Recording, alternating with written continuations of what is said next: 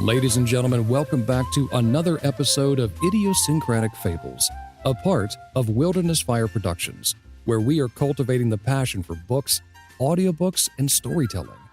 Since time first began, as long as we can remember, we have been storytellers. Everybody's got a story to tell, and I want to hear yours. I'm your host, James, and today I am absolutely fired up to introduce you to debut author Evan Kidwell, writing as E.K. Kidwell, the man behind the award-winning YA fantasy Timeaous, Spark, and the Luck Curse. In 2023, Evan stood up at a leadership conference and made a public promise that scared him. He was going to publish his first novel by the end of 2024. No safety net, no excuses. Fast forward 2 years, and he's delivered a 332-page epic set in the breathtaking world of Mythantis. Think Harry Potter's magic school colliding with the deadly trials of the Hunger Games, wrapped in a story about an ordinary boy who refuses to let a power-obsessed society break him. The book has already earned a silver medal in the 2025 Reader's Favorite International Book Awards for Young Adult Mythology, and it's packed with heart, high-stakes adventure, and a message about resilience that hits different when you learn it came straight from Evan's own childhood battles with bullying. So, buckle up, because today we're going behind the pages of Timeaous, Spark, and the Luck Curse, talking about the leap from dreamer to published author, the magic of building a brand new world, and what it really takes to chase the story that's been calling your name. So let's spark the narrative. Evan Kidwell, welcome to the show, my friend. I'm so glad you're here. Thank you so much, James. I really appreciate it. I'm so glad to be here as well. And man, what a fantastic introduction. I really appreciate that. You did your homework. Far be it for me to not do my research for my guests. I love that. I love that. That's awesome. So you've shared that a leadership conference in 2023, if you don't mind me starting there, was the turning point where you publicly committed to publishing a book by the end of 2024. Correct. What exactly happened in that moment? Can you walk us through that? Yeah, it was one of those life-changing moments, and when you find them, they're crazy and amazing and scary and all of those things and all of the above. I've always tried to do the best I can in any environment, in any arena that I'm in. And so when I'm in a learning environment, I'm usually sitting in the front row. That was no different here in this particular scenario. My background is actually in the world of insurance. So it has nothing to do with authorship. And I was at an insurance conference. The keynote stage speaker gets up there after, 3 days of learning. And he says, I'm going to do something different than that you guys are probably not used to. I want everybody to pull out a piece of paper, a physical piece of paper. I don't want you to pull out your tablets or your computers or your phones. I want it to be a piece of paper. And I want you to write down something on your piece of paper that scares you and excites you that you want to accomplish in 2024. But here's the key. It needs to be the same thing, right? So scares you and excites you. And so I said, okay, you know what? I'm sitting in the front row. I write my book. And we can certainly go into kind of where my head was at with the thinking around this book. But I had had a dream about it about 4 years prior. And I had been thinking about this book for the better part of the last 4 years. I personally, for me, scary thought, but it was really cool and exciting to write my book. So that I wrote that down for me. That was not meant for anybody else. And by the way, if I had not written that down on my piece of paper, we probably would not be having this conversation today. So he then says, all right, everyone has something on their piece of paper. He goes, everyone raise your hand if you've got something on your piece of paper. So everybody raises their hand. There's 400 top professionals in the insurance industry at this event, right? And so we all raise our hands. I'm sitting in the front row, and he looks right at me, points at me and says, you got something on your paper? I said, yes, I do. And he goes, great, come up on stage. I was like, oh, okay, this is happening. His whole presentation for a better part of an hour was, okay, what did you write on your piece of paper? I write my book. Oh, so like an insurance and a finance book? No, like a fantasy book. Right? Like that's where it started. Right. But then it was funny because he actually dove deeper. He's like, well, why would you want to write a book? And everything started super surface level. It was, Sure. well, it'd be cool to write a book, you know, like that. I think that would be a fun thing to do, right? And so, but by the end of his presentation, it was the why I wanted to write the book really came down to books were my version of escape when I was a kid from childhood bullying. Hmm. And if I were going to write a book, I would also want to equip kids with lessons that I learned along the way that can help them get through that same thing. So that became the why, which was really fundamental to me, like not only making the commitment and then following through on it, but then when people would ask me, well, why are you writing a book? Here's why I'm writing a book. And I actually had that answer ready to go. So that was really fun. And I get off stage. This is a really important piece of what took place because yeah, everyone was high fiving me. Oh, you're going to write a book. That's awesome. All that stuff. And my colleague says probably some of the most profound advice in that moment. He says, you know what this means, right? And I said, what? He said, you can't show up at this same event next year, which I had already qualified for that Sure. event for next year without a book. And I was like, not with these people, you can't. And I was like, Right. you know what? You're not wrong. so, And so so now the clock's ticking. the clock is ticking, right? And one of the first things I did coming out of that event was my parents actually purchased a writing class for me from the pen named author D.D. Black. And he has 17, 18 different books out. He's in the Pacific Northwest where I live. And so not only was I taking his class, but I started asking him really in depth questions in that writing process because I treated him like he was my coach. I had never written a book before. He had. So I'm going to take the advice from him moving Sure. forward on how do I write a book? What is the best process? All that kind of stuff. So that really kind of launched into, and he's the one that started by saying, hey, if you really want to do this by October of this next year, you're going to probably need your manuscript done by June, July timeframe because you have to go through the editing phase. You need to do it right, and that takes time. And if he hadn't have given me that advice, I probably would not have had it ready in time because I would have been like, "Oh, it's ready to go as of September." No, Right. that was not what I needed to do. So then I had to kind of reverse engineer and go backwards from there. Okay, I've got 6 months, right? January to June. Then Hmm. how do I make a book happen in the next 6 months? I want it to be quality. I wanted to have the philosophy of I want to read this as a reader. That was extremely important to me in the narration world. Was I know there's things I don't like in books, and I did not want to do that just because I'm writing a book, right? And so, Right. but I then sat down and go, okay, I need to be writing for 2 to 3 hours a day, right? That was the math that I did, and so I did. Every night came home from work, I would deal with my kids, put my kids to bed. I'm a family man. I have 3 kids. Uh, Once my kids were in bed, I would sit down and I would sit on my computer and write for 2 to 3 hours every single day. And so that's how it came to be. But it all stemmed from making a verbal announcement live to 400 of my peers. They all held me accountable, and I now had a deadline to work towards. So that's how it all came together. I love that. You kind of answered my follow-up question as far as how is your family and friends reacting to this sudden proclamation? Yeah, you know, it's so funny. I had call probably the extremes on either end, right? Hmm. Family and friends were super supportive, but some of my friends were like, "I didn't know you ever had this idea to write a book in you."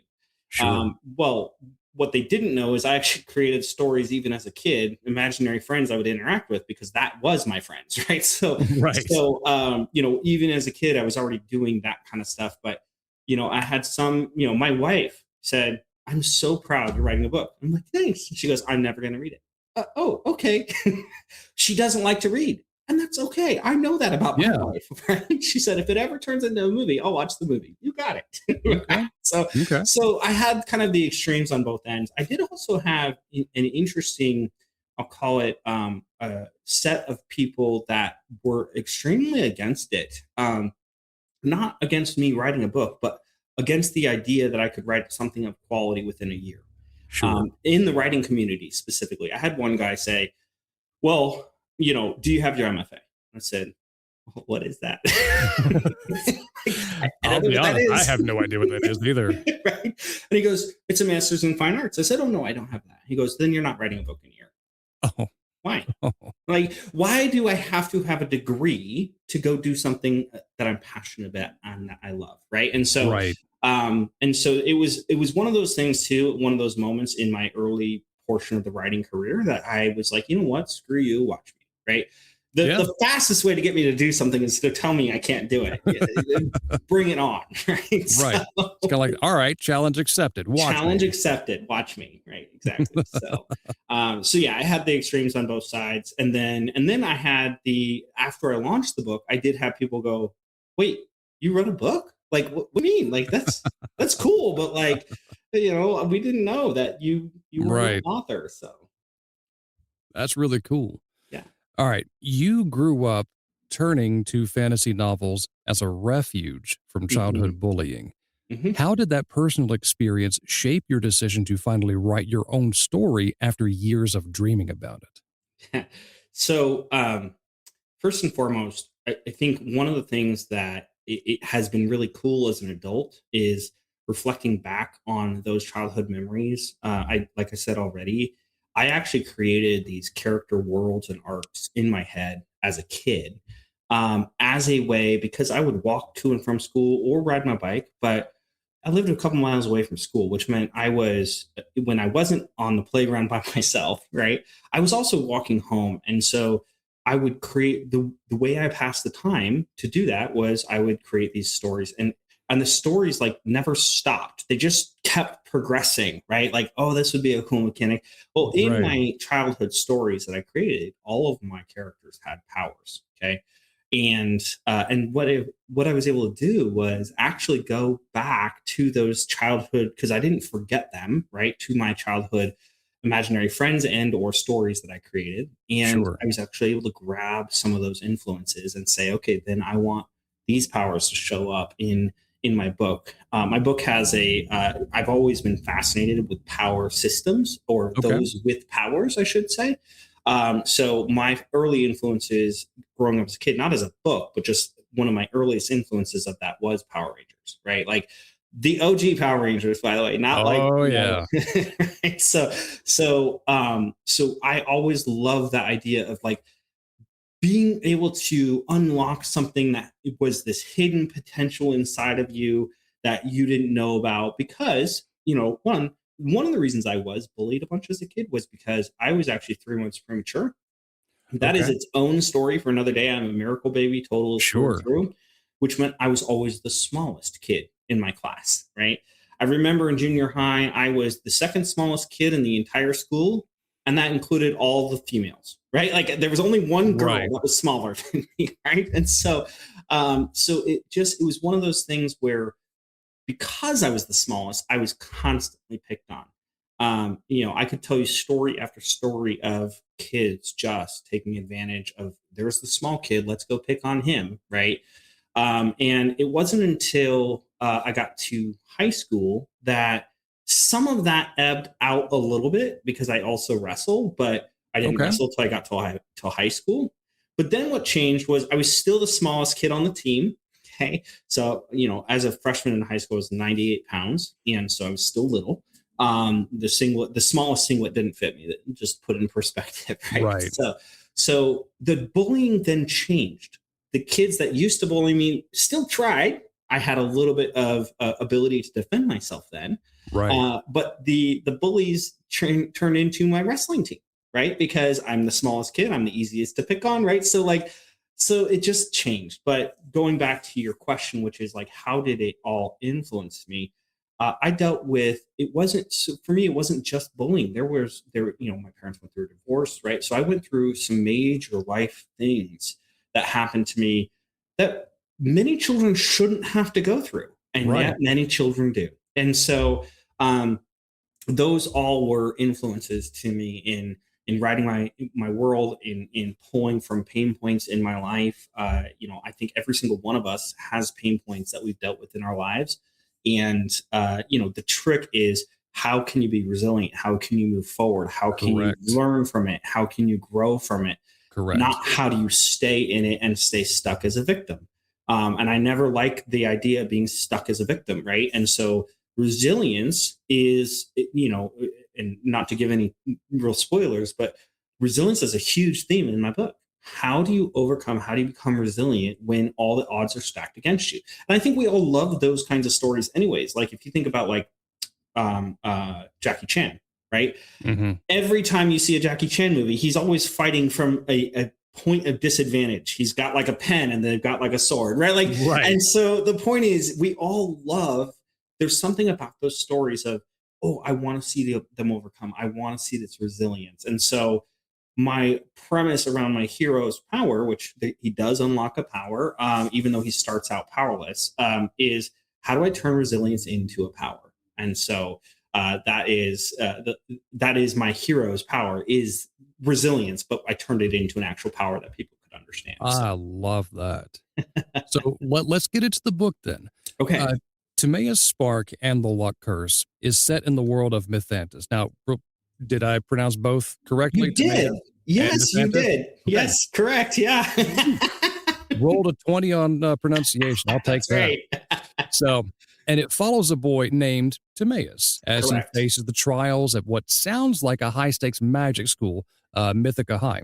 Correct. Now, without spoiling anything, can you walk us through the core premise and what makes the trials such a dramatic turning point for these characters? Yeah, absolutely. So, and if you can see my banner behind me, it says, "What if the moment you've waited for is the one that could take everything away?" Right. And so, Ooh, the idea here is the government, and this isn't spoilers. This is just some background, right? So, the government sure. that currently exists today, there was almost a civil war 30 years ago, and the way the leadership decided to move forward and not have a civil war, and the reason there was almost a civil war is because people were getting classed incorrectly, is really what was happening.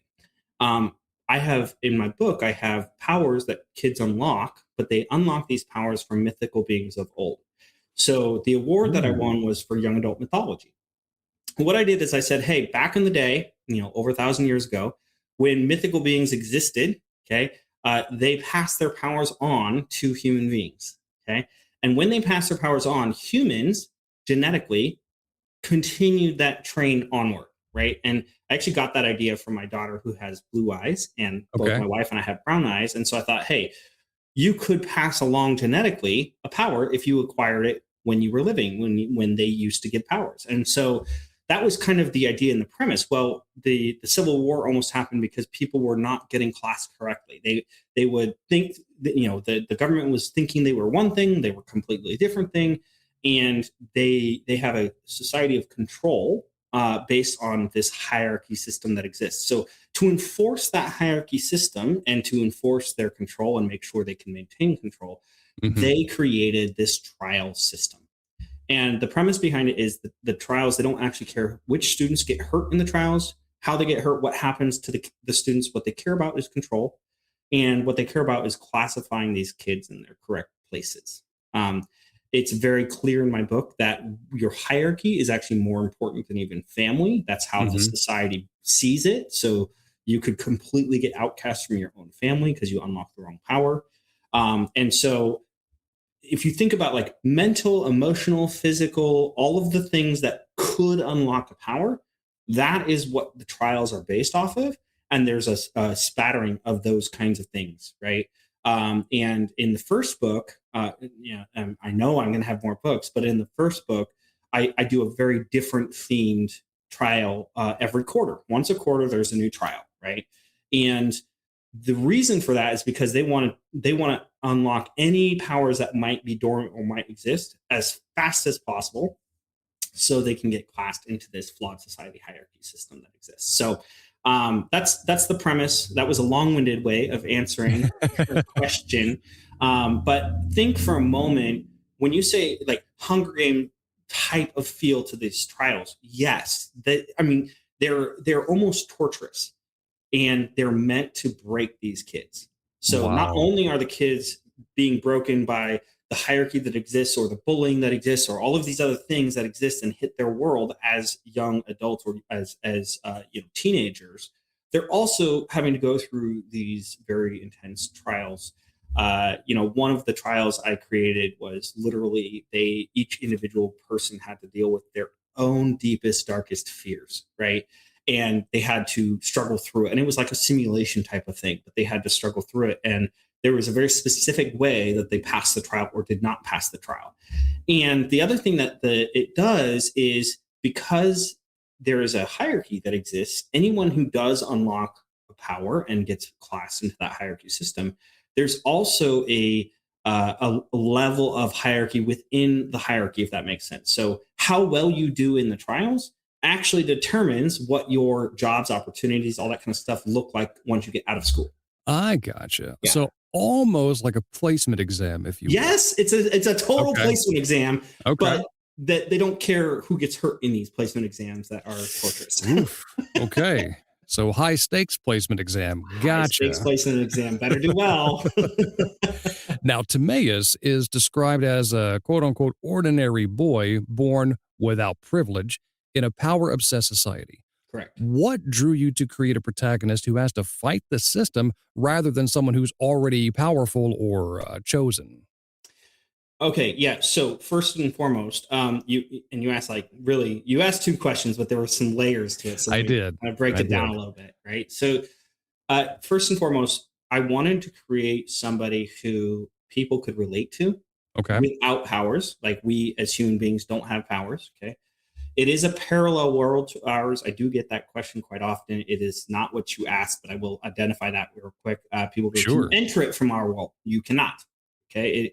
You'll see a lot of similarities to our world, but it is its own world. And I did that on purpose because I did not want to be limited by my imagination of what I could do in my world based on our own world rules, if that makes sense. So it does. But to answer your question a little bit deeper, Timeaous starts out as an ordinary boy. His family is servants of a higher bloodline. I call them bloodlines, right? Because you pass those powers on through blood over time, right? So the higher bloodlines, there's Timeaous' parents have always been servants of these higher bloodlines. And so his fate is pretty much sealed from day one. He's going to be a servant, okay? And what the reason I wanted him pushing against this societal norm, and I don't mind telling you what his power is because it's in the title of the book. Okay. His power is, he considers it a luck curse, but effectively it is bad luck or bad things happen to Timeaous, and thus he has to be resilient to get through them. Okay. But what it also means is it's a bit of a balancing of scales, because bad luck happens to him, but good luck seems to happen to his friends a little bit, right? Yeah. And so that is that's his power that he ends up unlocking. But what I will say is this: one of the things that he really struggles with is his mentor in the book explains to him that this is a kind of power that society won't like, right? Because if it's a balancing of scales, society is, if they can't control it, they're not going to like that he has this power.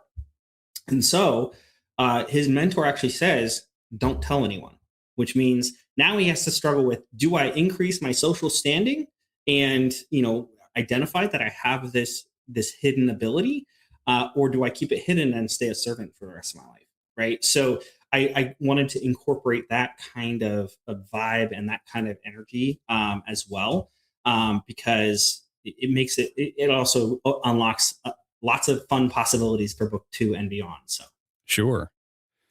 So, which part of the world building process was the most fun or even challenging to create for you?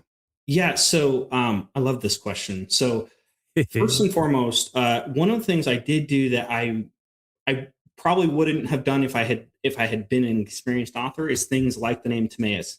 Every time somebody's like, how do you spell it? Timeaous, right? Like, I have to explain it to them, right? But on the plus side, I got Timeaous' website. I got all the things because nobody had that name out there, right? So when you're world building, creating a world that feels believable can be challenging. Like, I think the biggest struggle I had is I see it in my head, but how do I now bring it into words so that people can relate to it? And I think once you create rules within your world, how do you not break them? How do you I'm pretty sure, I don't know for sure, I've never been diagnosed, but I'm pretty sure I have ADHD, right? So my head goes blah, blah, blah. Like there's all these ways it could go, but now I have to come back and go, how did it not break? It didn't break, right? And I was having this conversation with one of my friends, and I said, yeah, for the next book, this character has to do this. And they're like, well, why does it have to be this character? And why does that have to happen? Because they didn't care that I was giving them spoilers. I said, yeah, because if it doesn't work that way, I just broke my own rules. Like that, I think is the biggest challenge is once you create a rule, you have to stick with that rule. I don't care what the rule is, but you have to stick with that rule. So, for example, the struggle I'm having in book 2 is in my whole reasoning behind the trials in book 1, there was a civil war. In the first year, they go through these trials, and it kind of sets their stage for their school, the whole rest of their schooling. But I'm bringing the trials back, and I needed a reason to do that because that already broke my own rule of it happens in the first year. But I'm bringing them back, and I have a very specific way I'm doing that and why I'm doing it and all these things. But all of those little details matter. And if you don't have a way of organizing that either in your head, or I wouldn't necessarily recommend just leaving it in your head. A lot of it lives in my head. But like I have an organization system to know like, okay, I can't do that. Or this character already had this interaction with this character, right? So I have kind of an organization that I use. I use a system kind of like Scrivener. It's called Living Writer. It's the same concept as Scrivener. It's just a different platform. So I use that for organizing my thoughts and stuff. And so nice. I think that's really important as well. But that's the biggest challenge is it's fun to create these new worlds and these new rules and like how things function. And then once you create them, you have to stick to those. That's the hardest part. Completely agree. Yeah. So your book has already earned a silver medal in the 2025 Reader's Favorite International Book Awards for Young Adult Mythology. Yeah. What does that validation mean to you, especially as a debut author? Yeah, it's really fun, first of all, to be able to say I'm an award-winning author because that is true. And it is something that does set me apart a little bit. I'll go to different shows and things. I'm the only one that I've been locally near me, right? That's been an award-winning author. I went to one show that was it was a show, but there was also a kind of like an event happening, but it had nothing to do with the show. And it was one of those where they were hoping that the event people would come in, but the event people were there for like mountain biking and like mountain climbing and that kind of stuff. But they actually got awards. So like I was walking around that day with my medal, because they gave me an actual medal. And they're like, cool. Oh, what'd you win that in like, mountain biking? It's like, no, authorship, right? Like, there is a point of pride that comes into that is, woohoo, I'm an award-winning author. But I think the other thing is it helps with my marketing. When I'm going to shows, I can say, look, I was a 2025 author award winner for this International Book Award. Right. And they also give me these little, I was able to purchase these little emblems that I got because I was an award winner. So I can put them on my books. And it just gives it an additional professional look. It does help with sales. So I think there's one part that's like, woohoo, that's fun to say. That's pride, kind of like that. I wrote a book. That's a fun thing to say. Right. And then there's one part where it's like, okay, how do I now leverage that from a marketing standpoint to actually increase my sales, increase my visibility, increase people knowing about who I am, what my book is about. Timeaous Spark is a weird name for title. I was kind of going for how do I turn a name out of time? Like that was my initial idea. How do I turn the name time or use time in a name without people thinking it was called Time Spark? Right. Which could have been that way too. I just, a boy named Time, right? Like I could have done something like that, but I didn't want to. I think at the end of the day, I shot myself in the foot from a marketing standpoint a little bit from that standpoint, but it's done now. Like I'm not changing it. The whole series is going to be Timeaous Spark and Timeaous Spark, kind of like Percy Jackson or whatever, right? Like they're all going to have that as the front title, but eventually people might know what it is, right? So, and it is unique. But yeah, I think there's two components. One is a pride component. It's just fun. I wish I would have gotten gold. I had somebody at a show I was at this last weekend. I was at Washington State University show, and they said, "Oh, you couldn't get first." It's like I tried. At the end of the day, I'm happy with my accomplishment, and Sure. And I've applied for other awards and see where those land as well. But it's a fun thing to say, and the other thing that does allow it to do is it does grant me instant credibility with anybody I'm meeting at a live event because they're going, oh wow, you won an award. It can't be a bad book if you won an award, right? So Right. it's an instant credibility factor. So That's really cool. Now, you've also mentioned that you're already working on book two, yeah. right? Mhm. Can you give us a spoiler free tease about where the story goes next as far as more trials, new characters, or even bigger stakes? Yeah. Yeah. So, spoiler free teaser trials will be coming back. So once you understand the kind of the sequences of trials in book one, trials will certainly be coming back. I'm also going to create a universal, I'll call it a universal bad guy, but not that's a bad guy. It's more of a marketing ploy by the government so that they can create reasons for the students to come together and participate together. In my book one, I was very clear in my delineation between, if you're so non-Kree is a non-creature or a human, right? Hmm, Like no powers. Okay. So if you had no powers, you had certain classes, you had certain community of people you would interact with. Like it was very clear and delineated in book one. So one of those changes that I'm going to do in book two, again, can't break my own rules, but I can give you sure. reasons as to why we're making changes, right? In book two is you're going to see a little bit more of the interaction between the hierarchy lines, and that is because if you're fighting against a global enemy, there might be reason for you to work together and not so segmented, right? And so, but that global enemy doesn't actually exist. It's just a marketing ploy by the government to get people to believe it exists. So therefore, that's the reason we're doing it differently this year. So there's just some fun things to look forward to. All of the characters that were in book one.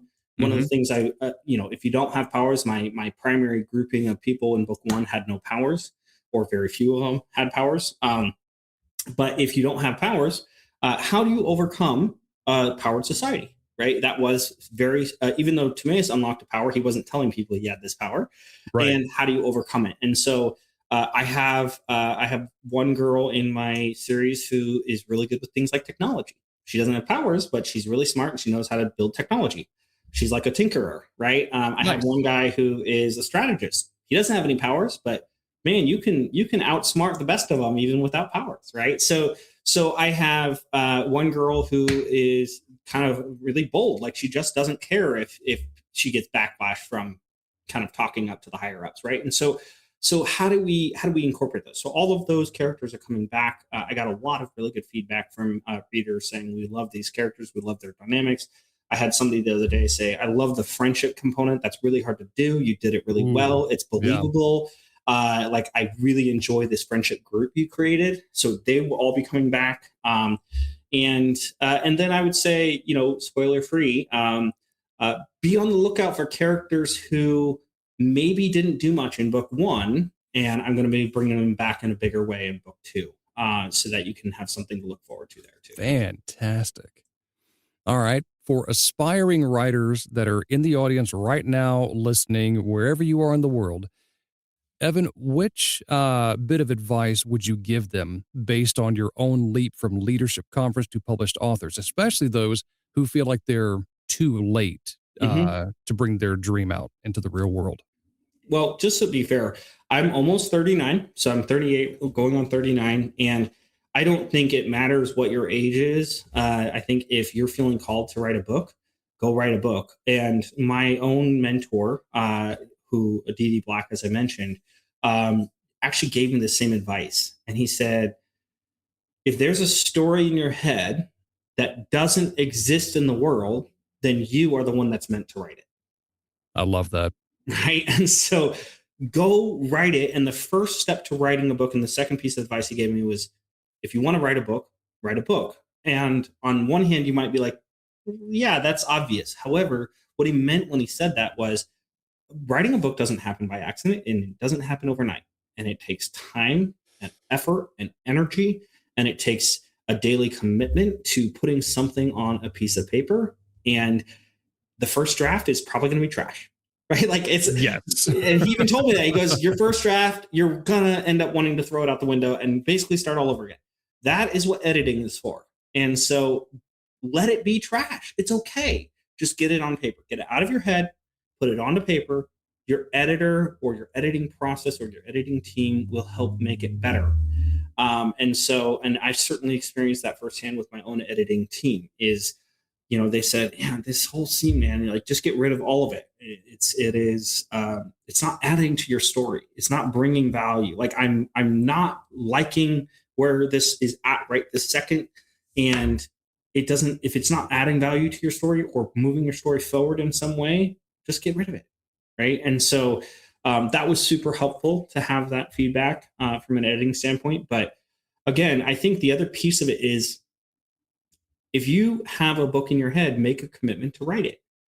But don't just make a commitment to your immediate family, your spouse or your kids, or because there's no real consequence to not. It's like our January New Year's resolutions, right? Like, I want to Right. work out every day. Oh, okay, well, I missed a day. I guess I'm done, right? Like, I mean, it is non consequential when you make those kinds of goals. It is very consequential when you announce it to the world that you're doing it. I want to do this. I did it to 400 peers of mine, and every event after that for the whole next year. How's your book coming along? And Yeah. it wasn't just one person asking it was 400 of them. Wow. so it kind of lit a fire under my butt. So announce it to the world, like, and make it high stakes, right? Yeah. Have people actually keep you accountable to doing what you said you wanted to do. So those would be my biggest pieces of advice.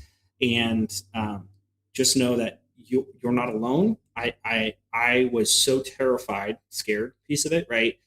How am I going to get from here to there, right? From page one to the end to a book, right? Like it is an undertaking. There's a lot of work to it, but just take it one step at a time. Do it one word at a time. And if you ever want to have a conversation with me about anything I did to move, I'm happy to, right? Like I want to extend that out to anybody else who want it, feels excited and encouraged to write their own book. So. Well said. Well said, good sir. All right, here's a fun question for you.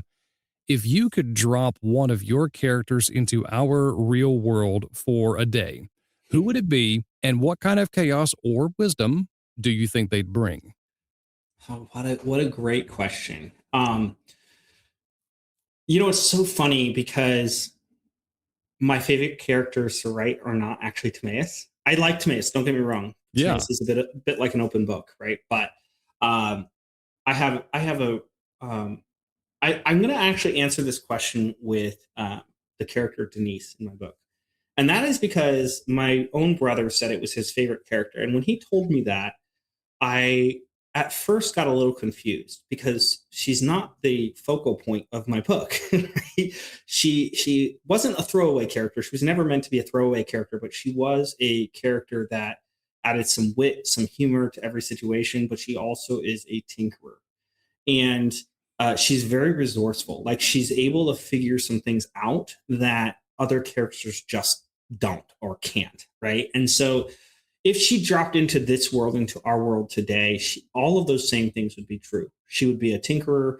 She might figure out how to do, I don't know, 3D printing or those kinds of things, right? Like sure. she would be very machine friendly, right?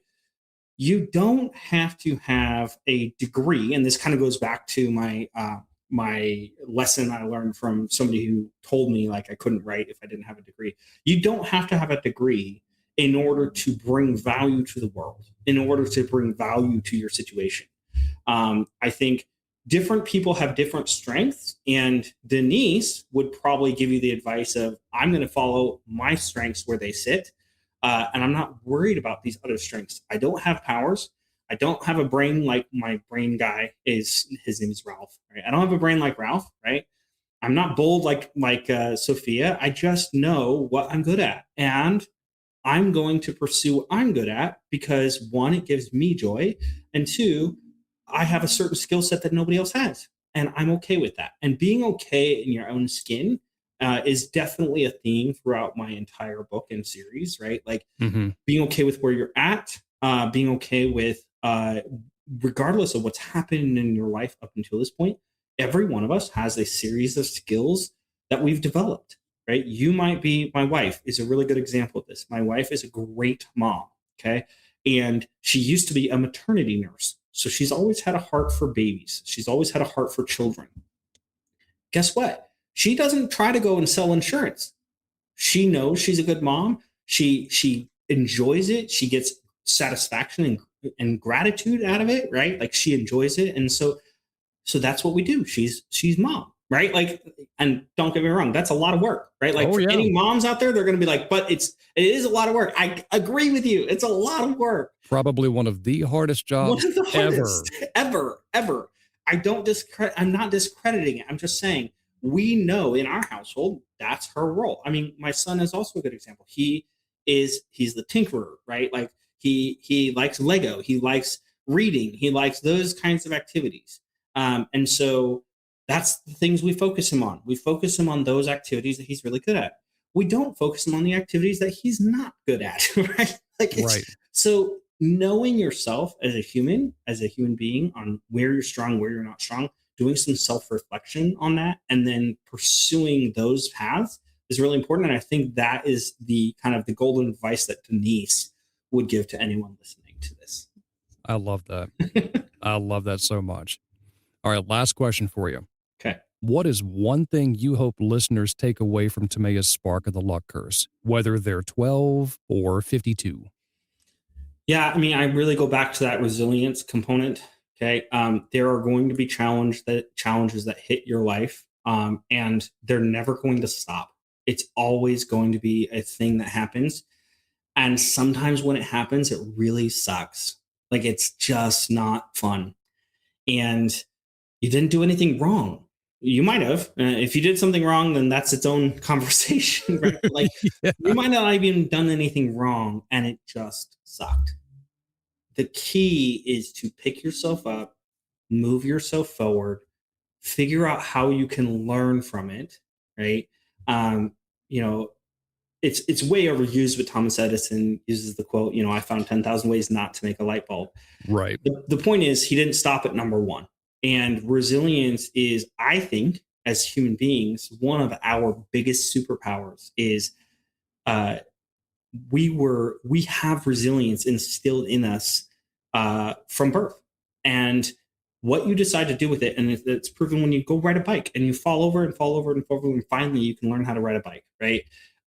What you do with it and how you move forward is really important. And that's a life lesson, whether you're being bullied or not. And I think that the biggest disservice you could do to yourself, and I think Timeaous would agree with this, is to stay stuck in it, to allow yourself to wallow in it. And there might be a period of time that you do need to grieve whatever's happening or taking place, but you need to be able to figure out a way to move forward and move through it and not just stay in it.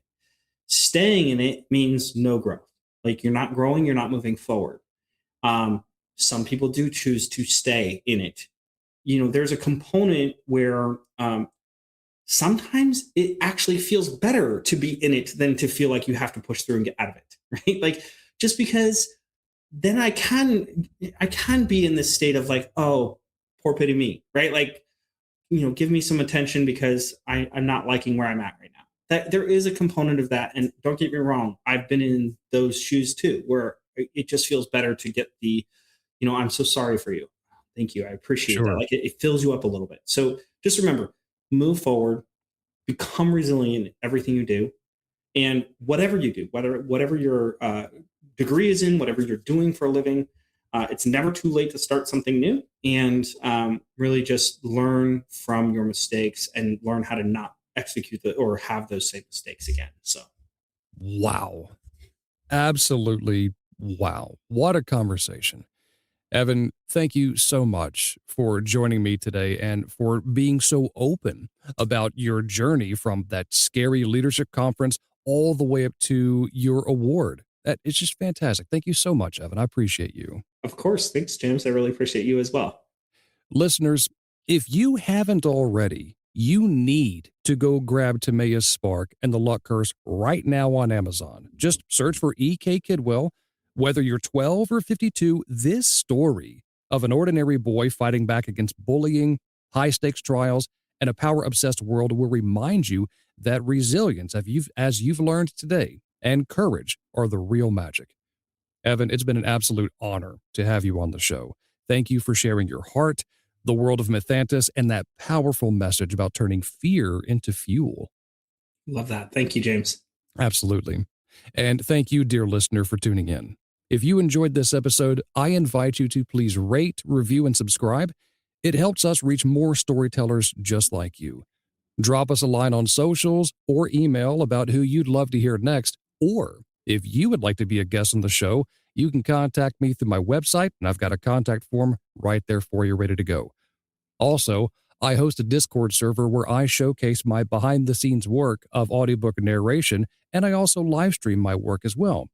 I invite you to click the link in the show notes because I would love to have you as a part of that community. And as always, everybody has a story to tell, and I want to hear yours. So until I talk to you next time, dear listener, peace be with you.